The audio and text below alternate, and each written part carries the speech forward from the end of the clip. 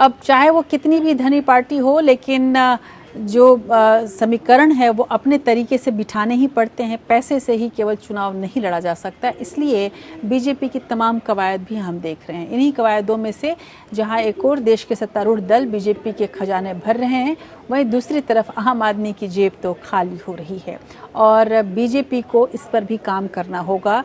आज देश भर में पेट्रोल डीजल के दाम आसमान छूने लगे। 100 से ज़्यादा ज़िलों में पेट्रोल 100 रुपये प्रति लीटर के पार पहुंचा। पिछले महीने की शुरुआत में ख़त्म हुए विधानसभा चुनाव के बाद से 22 बार पेट्रोल और डीजल के दाम बढ़ चुके हैं। पेट्रोल डीजल की अनियंत्रित बढ़ती कीमतों के विरोध में आज कांग्रेस पार्टी ने देश भर में विरोध प्रदर्शन किया। हालांकि इस प्रदर्शन से पार्टी आला कमान तो दूरी बनाए रखी, लेकिन इस विरोध प्रदर्शन में राहुल गांधी और प्रियंका शामिल नहीं हुए। माना जा रहा है कि वो राजस्थान की समस्या और जितेंद्र प्रसाद के झटके से निपटने में लगे हुए हैं।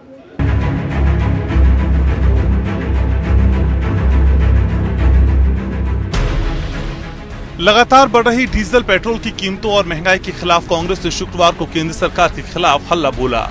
पूरे देश में कांग्रेस कार्यकर्ताओं ने पेट्रोल पंपों पर बढ़े दामों के खिलाफ विरोध प्रदर्शन किया। राजस्थान के पूर्व उप मुख्यमंत्री सचिन पायलट ने राजस्थान में विरोध प्रदर्शन में हिस्सा लिया, जबकि पूर्व मुख्यमंत्री दिग्विजय सिंह ने भोपाल में हुए विरोध प्रदर्शन की अगुवाई की। दिल्ली प्रदेश कांग्रेस कमेटी ने इसे आक्रोश दिवस के रूप में मनाया। दिल्ली कमेटी के कार्यकर्ताओं ने हाथों में बैनर लेकर सड़कों पर पैदल मार्च निकाला। प्रदर्शन के दौरान कांग्रेस नेता केसी वेणुगोपाल ने कहा कि जब यूपीए सत्ता में थी तब पेट्रोल और डीजल पर टैक्स 9 रुपए 20 पैसे था और अब मोदी सरकार में ये 32 रुपए हो गया है। हम सरकार से पेट्रोल डीजल पर एक्साइज ड्यूटी वापस लेने की मांग करते हैं, साथ ही पेट्रोल डीजल को जीएसटी के दायरे में लाने का आग्रह करते हैं। हरीश रावत और शक्ति सिंह गोहिल ने भी केंद्र की गलत नीतियों के खिलाफ आवाज उठाई और सरकार पर जमकर निशाना साधा। सरकार आंख और कान बंद कर बैठी है। राजनीति और चुनाव करने से चूक नहीं रही। देश के लोग आज चाहते हैं कि संकट के समय आर्थिक मदद हो, दाम कम हो।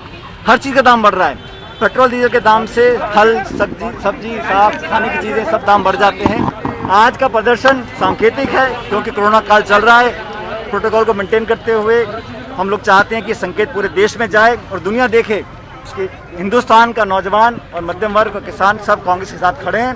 हम लोगों ने आज ये पूरे राजस्थान में प्रदर्शन किया है हर पेट्रोल पंप के सामने। मुझे पूरा विश्वास है कि हमारा दबाव कामयाब रहेगा और अंततः सरकार को दाम कम करने पड़ेंगे। भाजपा बनाम कांग्रेस, भाजपा बनाम विपक्ष होगी और हम विपक्ष धर्म निभा रहे हैं और निरंतर निभाते रहेंगे।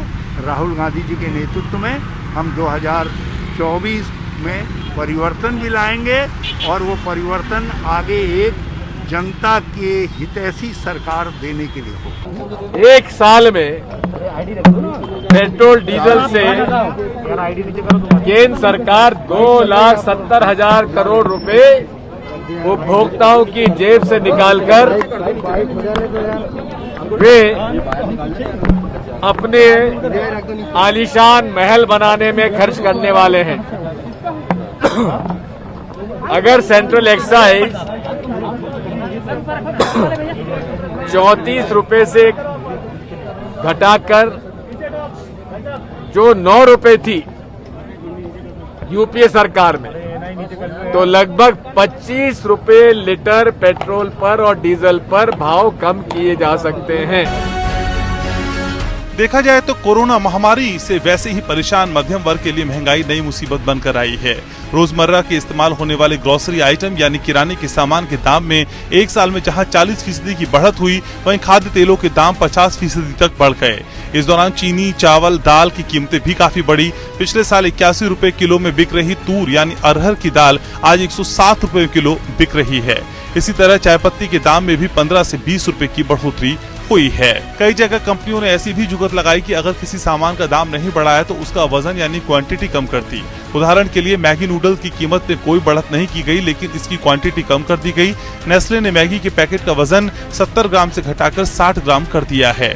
वहीं पेट्रोल डीजल की कीमतें आसमान छू रही हैं। लगातार पेट्रोल डीजल के दाम में इजाफा हो रहा है।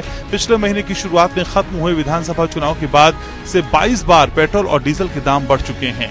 कई शहरों में पेट्रोल के दाम 100 रुपए प्रति लीटर से ऊपर पहुंच गए हैं। वहीं दिल्ली में ये 100 रुपए के करीब पहुंच चुके हैं।